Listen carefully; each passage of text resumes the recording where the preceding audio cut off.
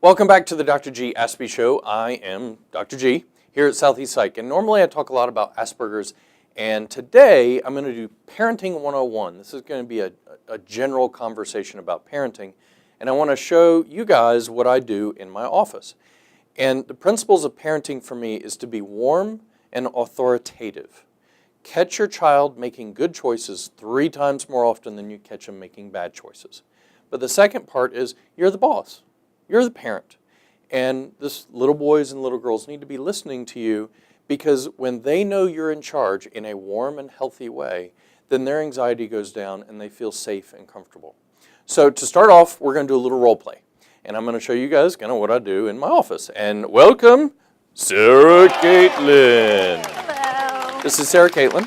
Sarah Caitlin is the Assistant Director of Communications and Projects here at Southeast Psych. Does a lot of our Twitter stuff and blogs. Super awesome. High five.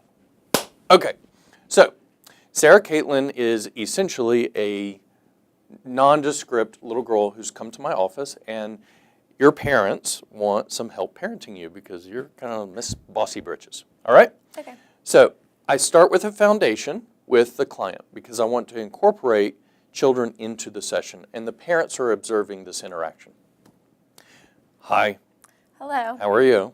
I'm good. We're going to play a little game. Okay. It's called Big Girl, Little Girl. Okay. Sarah Caitlin, are you a big girl? I'm a big girl. Yes, you are. What do big girls watch on TV? Disney Channel, Discovery Channel. Discovery. Yes, you're a smart big girl. Yes. What do little girls watch on TV? Blue's Clues, Dora the Explorer. And a little bit of Barney. Okay. Do big girls play outside? Yes. Do little girls? No. Well, they can, but only if mom and dad are real close to them. Okay. Right. Do big girls go to the movies? Yes. Okay. Little girls? No. Not so much, because they're long and they get all antsy. Do big girls get to play on iPhones and video games? Yes. Little girls? No. No. Very good. When do big girls go to bed at night? 9. Yes, sometimes 9:30. When do little girls go to bed? 7. Or 6:30? 6:30. Yes. Not so fun, huh? Okay. So this is the difference between big girl, little girl. But let me ask you this. Do big girls put their towels away and hang them up after shower? Yes. Do little girls? No. No, they need a lot of reminders. Do big girls talk back to their parents? No. Do little girls? Yes. Do you? No. Sometimes. Sometimes. So sometimes Sarah Caitlin makes big girl choices, and sometimes she makes little girl choices. But she's here at my office because lately you've been making lots of the little girl choices. Okay? High five. Thank you very much. So Sarah Caitlin shows how I build a foundation with the client. Now the parents observe this, and then I teach them 3 strategies I use to help teach a child that mom and dad are the boss, but you do it in a warm way. And the hardest part of this is consistency and keeping low emotion. You don't yell and nag and kind of freak out about stuff. So what I say to Sarah Caitlin and her parents is, I don't nag, yell, lecture, repeat myself, threaten, take things away, send them to their rooms, mainly. I don't do any of this, and usually the child looks at the parent and says, see, this guy knows what knows what he's talking about. And then I ask the child, well, if you make a poor choice, then what should happen? And everybody kind of looks around the room because they don't know. And what I encourage parents to do is 3 things. And they're all based on the idea of, I don't want to say restitution, but putting energy back into the system. If I send a child to their room, they're just going to the room. They're going to wait me out. Maybe they'll be up there in the room yelling and screaming, but nothing really happens. So I use timeout for kids basically age 2 to 12. I use stairs, and I'll get to that in a minute, and I also use chores. And here's what this means. If I send a child to timeout, they need to go to the timeout spot, sit quietly, and the timeout doesn't count until they've been quiet for whatever time I think is reasonable, which can be anywhere from 2 to 5 minutes. It's not a big deal. But the child has to, again, demonstrate effort and show self-control by staying quiet in the corner. After it's over, they apologize, big hug, go on about your day.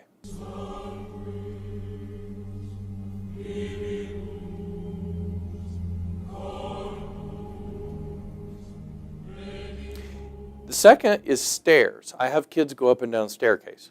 So if Sarah Caitlin makes a bad choice, I can say, you know what, I've warned you about this enough. Go on and give me 15 flights of stairs. That means up and down 15 times.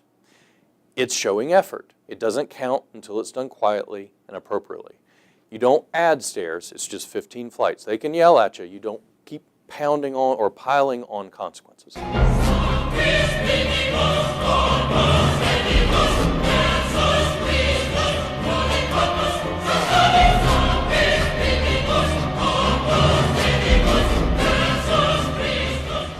The third is chores. These aren't unloading dishwashers. This is, I'm going to Windex the windows, or I'm going to have a kid wash a car or clean out garbage cans. Something that's not fun and is a little bit unusual and, again, requires effort.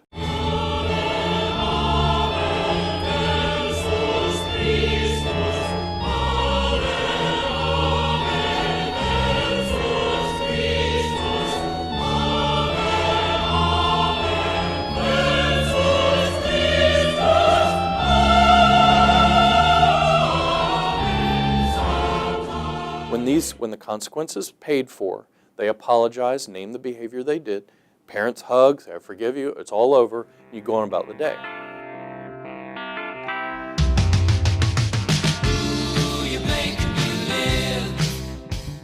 I tell Sarah Caitlin or my clients, you can say no to your parents. You can say, no, I'm not going to do it.